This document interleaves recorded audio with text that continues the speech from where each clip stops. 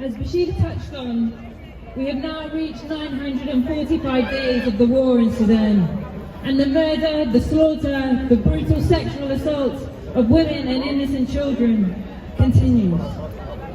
Nearly 3 years ago, this war erupted between two generals, Hemeti and Burhan, who were hungry for power, money, and control, all for themselves, leaving the civilians to die, to suffer, and if they're not dying by their bullets, they're dying of the neglect and it's from the diseases that are now spreading across the land because of dead bodies being left. The aim of our protest today is to call out and to shame the international governments who have ignored the war in Sudan.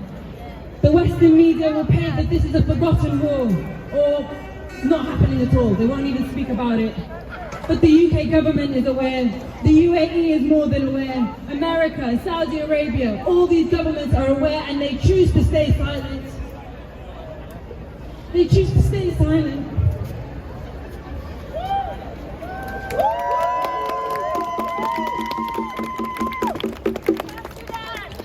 They choose to stay silent because they are benefiting off the blood of Sudanese people. The tragedy in Sudan is facing racist neglect, which has cost the lives of millions. We have seen the way the UK government have decided to support the Ukrainians. What is the difference between a Ukrainian child running away from war and a Sudanese child? There is no difference but the color of their skin. To them, the Sudanese people are just typical black Africans, inevitably in conflict, inevitably in war. The RSF are a vile militia group, massacring people and looting across the land. The most recent horrors which has happened in el-Fasher,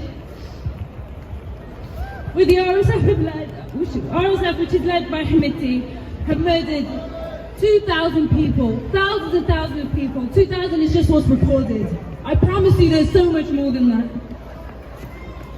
While the Sudanese armed forces, our Sudanese army led by Burhan, have in fact abandoned the civilians again.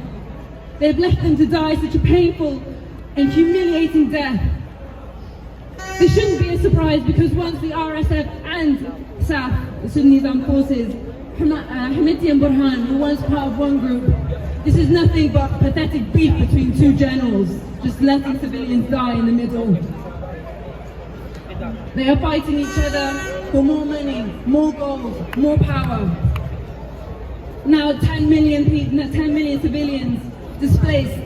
Over 19 million students are now out of school. Hundreds of thousands are now dead. And